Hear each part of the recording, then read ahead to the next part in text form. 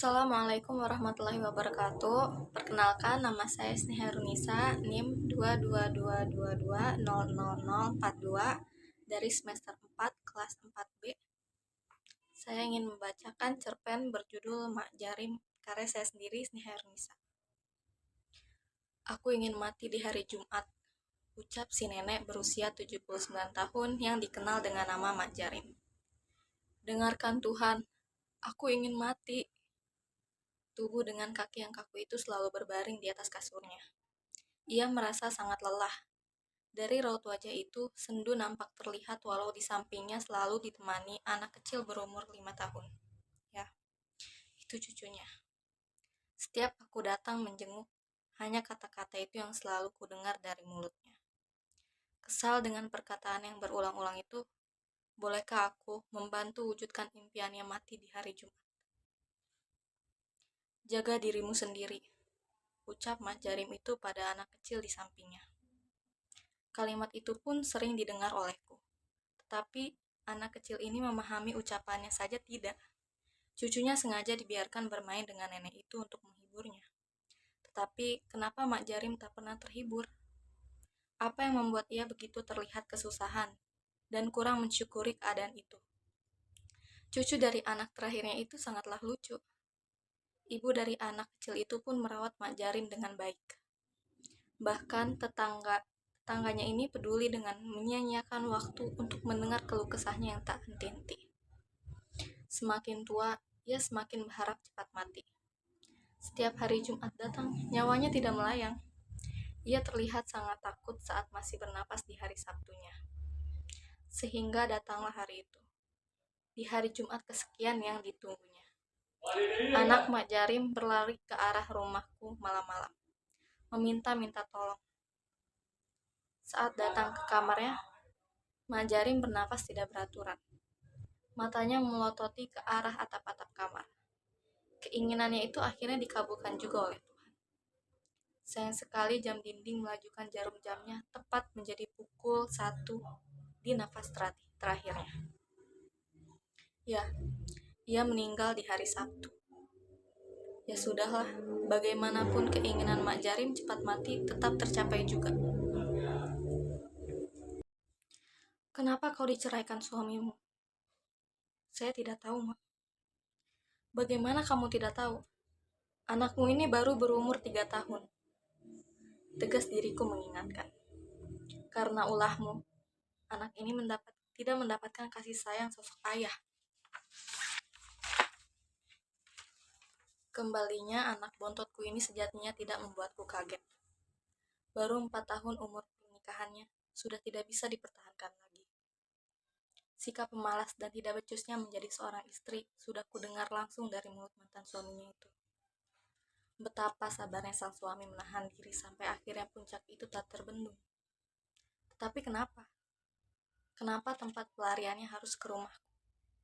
Aku sendiri tahu bahwa akulah orang tuanya. Tapi untuk umurku saat ini, rasanya janganlah diganggu.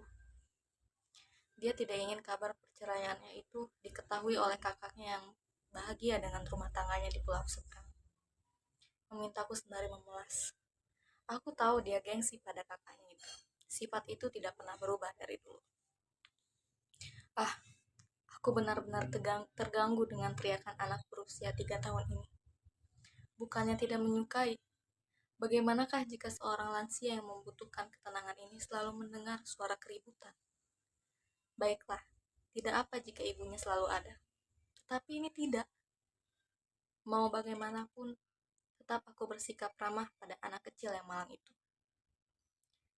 Memahami apa yang ia bicarakan, mengangguk-angguk berpura-pura mengerti. Namun, semakin lama hal ini membuatku lelah. Mengapa ibumu tak tahu diri, nak? Ibumu kembali menjadi remaja lagi sekarang. Semakin lama, aku semakin tidak menyadari bahwa akulah yang merawat anak ini setahunan. Sedangkan, apa yang ibunya lakukan?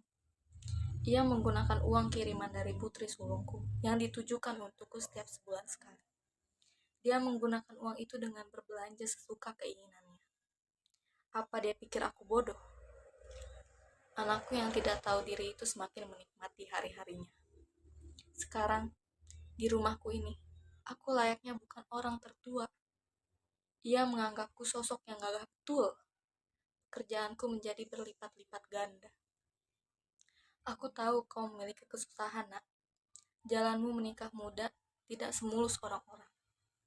Karena di dalam rumah tangga kau tidak merubah kebiasaan. Tetapi jangan melampiaskannya dengan menghabiskan uangku. Mana uang kewajiban mantan suamimu? Sama-sama tidak becus. Bajumu sudah banyak. Susu anakmu belum dibelikan. Makan ada uang bapak, tolonglah belikan. Jawab anak bungsu berdebah ini. Tidak bisa dibiarkan. Aku tak tahan dan cepat menelpon anak sulungku untuk berhenti mengirimkan uangnya. Aku yang sudah tidak menggunakan uang kiriman anakku itu, untuk apa anak sulungku mengirimkan uangnya lagi? Kenapa, Mak? Ucap anak sulungku dalam telepon. Mak masih cukup dengan uang Bapak. Nanti kalau benar-benar butuh pasti kukabarkan. Sekarang jangan kau kirim lagi. Benar-benar masa tua yang menyedihkan. Ini bukanlah perasaan yang aku harapkan. Beban hidup yang seharusnya semakin menghilang, ini malah semakin bertambah. Aku tidak bisa mengungkapkan kekesalanku pada cucuku yang ingin beranjak usia 5 tahun ini. Mak, kenapa teteh gak kirim uang? Tanya anakku dengan status jandanya. Sedang susah. Aku berharap perkataan ini bukanlah sebuah doa. Hah? Akhirnya dia susah juga. Jawabnya. Pinjam uang bapak, Mak. Buat pesta ulang tahun cucu Mak. Najis aku mendengarnya. Bisa-bisanya ia memanfaatkan sang anak untuk memakai uang pensiunan suamiku. Mau tak mau ku berikan. Anak kecil itu tidak tahu apa-apa. Ia berhak mendapatkan kebahagiaan. Tibalah akhirnya acara ulang tahun sang cucu. Pesta kecil-kecilan di rumah, yang tentu saja sangat mengganggu pemilik asli rumah ini. Para undangannya adalah kerabat sesama janda. Sama seperti anakku. Aku yang saat itu di dalam kamar saja tiba-tiba tidak tahan untuk buang air kecil. Aku berlari tanpa ingat usia, hingga akhirnya aku terpleset. Kejadian itu menyebabkan diriku yang memang sudah memiliki tulang serapu ini benar-benar tidak bisa berjalan. Alhasil, berbaringlah aku setiap hari dalam kamar. Anakku belum juga berubah dengan musibah yang menimpa ibunya ini. Seorang perempuan yang mengenalkan diri sebagai tetangga baru datang menjenguk. Baru kali ini aku yang memiliki seseorang yang bisa mendengarkan keluh kesahku. Tetangga baru itu akhirnya setiap hari datang. Sayangnya, cucuku selalu berada di sebelahku. Seakan-akan semua sudah diskenariokan oleh anakku. Sehingga aku hanya bisa berkeluh kesah tentang hidupku yang tak bisa lagi berjalan ini. Anakku yang sudah lebih dulu tahu adanya tetangga baru. Ia menjadi rajin membersihkan tubuhku di depan sang tetangga. Rajin mencitrakan diri sebagai seorang anak yang berbakti. Tentu tidak seharian seperti itu. Malamnya, saat semua orang tertidur, ia pergi ke layapan entah kemana. Tentunya ia menggunakan uang pensiunan bapaknya, ditambah uang sang kakak. Karena mengetahui aku sedang sakit, putri sulungku mulai kembali mengirimkan uang rutin sebulan sekali. Datanglah, nak. Kau akan tahu yang sebenarnya. Kali ini aku hanya mengharapkan kematian datang. Kelelahan yang bertubi-tubi tidak ingin kutemui lagi.